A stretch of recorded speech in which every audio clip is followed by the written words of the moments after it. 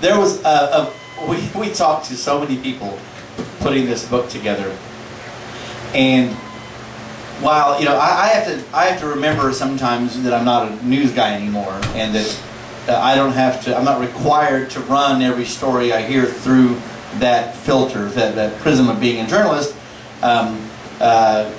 If I'm writing a book for a client, well, it's like an advertisement. The client gets what the client wants. This was somewhere in between. We had a journalistic standard to meet, at least a standard of accuracy, but we didn't have the inclination or the resources to fully research or vet every story. So some of these ones, we just kind of had to go, you know what? They said it. They said it on purpose. Yes. It's going in. Well, there was one story that the lady told it to us twice, and we still were just like, no, there's no way that happened. And this person, I won't say her name, although she was very eager to be publicly, identified. She was a city official at the time. I'll say no more. And she said she was driving in on 281 in the afternoon, had her kids in the car. She was listening to she had the CB radio on. And she heard this frantic call come over her CB radio, and she said she remembered that she was in Jacksboro, which is about an hour out from here, and it was about 5 o'clock. Because she says she remembered doing some calculations on the basis of what she heard over the CB, that she would be in Wichita Falls by 6. Okay, so with that being sort of the backdrop, the CB radio transmission she claims to have heard was from some over-the-road trucker saying, there's been a horrible tornado in Wichita Falls that's hit the stadium. My mother lives on such and such street. And I'm not there. I'm somewhere else. I need someone to drive over and check on my mother. She lives on this street, this house number. And he was in a full panic. And this woman was an elected official. I mean, I'm not saying you can't be crazy if you're an elected official. We know that's not true. But you think it lessens the chance that you're crazy. Yes. And she's telling me the story that she apparently got some wormhole in time transmission an hour before it hit it hit the stadium at 6, more or less. Okay. That because she said when she got to town, she watched the tornado pass in front of her because it went right by here. Oh yeah, yeah. And so she told me that story. This is at the same event where you spoke. Okay. And I was like, because I've talked to some nutty people, in our line of work. Yes. And I was like, one more time. Just want to run through a few details that you said. What time was this? So that's not in the book. If this interview weren't going so perfectly, I would stop for a second and read some of these stories just to highlight how incredible. But I really encourage you people the easiest way to find this book is you can either go online to 47miles.org, and it's 47 numerical, 47miles.org, or if you know me on Facebook and if you're watching this clip, you almost certainly got there via my Facebook. Hit me up that way. It's guess what the retail price is of the book? Any takers? It's a gimmick price, so guess. 47. Wouldn't that be nice? $19.79 is our price. I like that even better. $19.79 American.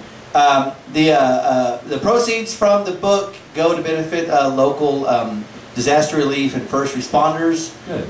It's all being managed as far as fiduciarily. All right. That hurt. Well played, sir. By the leadership organization, which is a 501c3 bona fide nonprofit. So it's a spectacular project with great beneficiaries. I'd be remiss if I didn't give a shout out to Clayton Lane, who was the project leader on this. There were a lot of people that were involved. Clayton stuck it out to the bitter end because he was the one who was foolish enough to have it be his idea. So We really wrestled with this project. Took a long time to get it done, but we're very pleased to have it out. John, what's your time here? How long do you get before you have to go back and save the world from low humidity and sunny skies? It's 7:43. You have 15 minutes before you got to jam? 15. We can do 15 Okay. to 20. Everybody want us to keep talking? Yes, let John keep talking. The original thought with the project was a monument of Yes, some kind. yes. Some kind of honor. Yeah, a physical monument, like a statue or some sort of monument. Yes. Prior to that November 2009 thing that we did, it may have been earlier in the year, it may have been in the year before. But I remember in March, April, going to, is it Wood Park? Is that where our little monument Yeah, is? I've never seen it, but I think you're right, yeah. Well, it's easy to miss. And I sat there, there's a park bench overlooking a pond, real scenic, pretty little city park. And I went there because I knew that this monument that has the names of those who lost their lives on this little monument. In fact, it's too little if you ask me.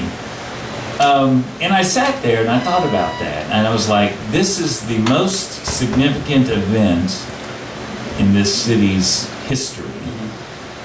Over 40 people were killed, over 1,200 people were injured, 20,000 people were displaced. Think about that. In a city of 100,000, 20,000 people were displaced. And there are still a lot of emotional scars. People who survived through that, and they turn numb when the skies darken. And here we have this little thing at Wood Park over here off of Maplewood, and it looks like a gravestone. It looks like a gravestone. It's about as tall as this table and about as wide, and it has the names of the fallen. And I think it's just kind of sad. I think the people who lost their lives deserve better. A lot of those people, some of those people were related, husbands, wives. Not only that, but think of all the people that came to Wichita Falls to render help, whether as a volunteer or as, a medical professional or as a member of the National Guard, whatever the case may be. They spent hour after hour around the clock. This city was completely shut down. It was. Could we maybe have a little tribute for them? Well, storm spotters. Yep. Many of whom are dead now. It's been 32 years, and your average storm spotter, they're typically retired men that had a fancy radio in their car. And well, I have a theory about all that. It's not really a theory, I think it's a fact. Let me say this. Please do. When I left the park that day, I said I'm going to write a letter to the mayor. And I think it was Mayor Line at that time. I wrote the letter and I expressed what I just said. And I got a letter back from, I think, an assistant to the mayor, assistant city manager maybe. And they said, we completely understand what you're saying, but we just don't have any money. Which Who has money? I understand that too. But I was just hoping that maybe, not just me, No. It's not my job to make that impression, but if perhaps, I'm one of many voices. Yeah. Because, we're 32 years in, even people who are survived may be either old or passing away. Well, first of all, I could not agree more, especially with the part about the impact wasn't simply measured by the deceased, to how many people died. Some of the people we talked to and the stories that came through are from people that aren't even from here. Yes. We have stories from people that were, a lot of the pictures were provided by a Houston police officer. They sent a helicopter crew, and they did aerial surveillance and shot photos, among other things. You have media representatives from all around. the local newspaper's partnership with the Dallas newspapers was critical, because there was nothing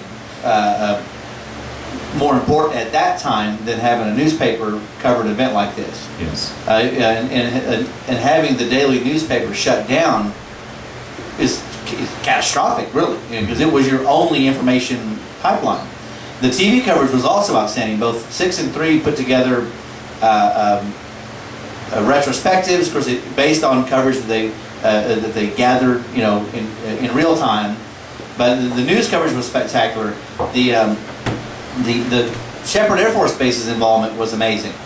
You know, they had the governor on the horn by the time the sun went down.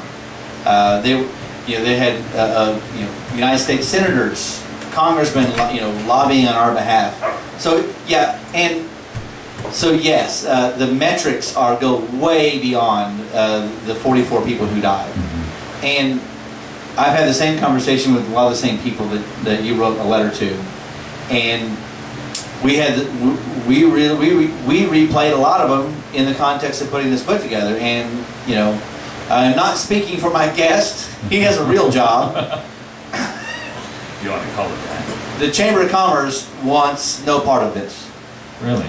And I say that as an institution, not as individuals.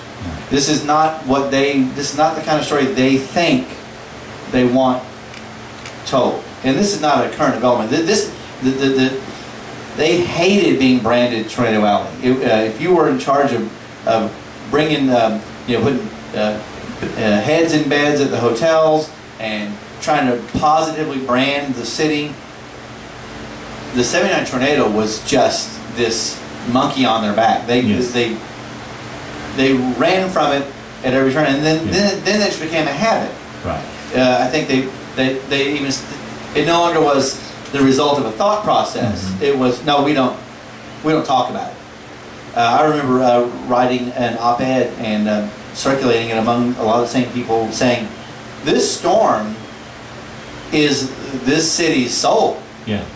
And the outcome of it, the way it positively impacted people. Yeah, it's a triumph in so many ways. And I truly believe, as an outsider who's come here and seen and learned about the city objectively, the outcome of this storm it really created the blueprint for the city's personality. The philanthropy. I don't know anybody that doesn't volunteer in this town. Right. Who isn't active through their church groups, through their youth groups, through the sports, civic groups. Yes. Now that happens in a lot of towns, but it is at a saturation level here, and I think that flows from this. You'd have a hard time convincing me they're not related. Right. So we wrestled even within our class. There were factions within our leadership Wichita Falls class that were like, "Oh, really? Do we want to?" That's so morbid. Yes. And I'm not going to argue that point. You know, the morbidness is in black and white here, but it's balanced and I think way offset by this positive outcome of it. A lot of people did the right things, whether they were the folks that their home was in ground zero and they took the proper shelter and they survived. Mark Wilson and his crew, I think he was the emergency manager, I think he was the emergency management coordinator at the time for either the city or county. And he had a plan of action that I think once word got out at post-storm, just what he had ready to go, I think that almost changed emergency management across the nation. Unfortunately, we lost Mark, I think, a year or two ago. But they had done a disaster drill. Yeah. Just like the week before. Yeah. Yeah. Yes. Now, this one thing we do have to remember, we have to put it into context when we think about the stigma or the whole Tornado Alley thing.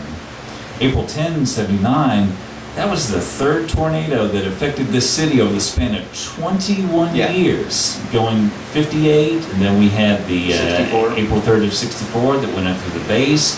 That, by the way, was an F5 tornado. '79 was an F4 tornado. So think about that. You know, we had that span of 21 years where we had violent tornadoes, and then 32 years of virtually nothing. And we had a few so scares, I think, in '95. And honestly, the odds are much better that you have that 30 years of nothing than you have what's the three fluke? tornadoes affecting one city over the span of 21 years. That's pretty much against the odds there.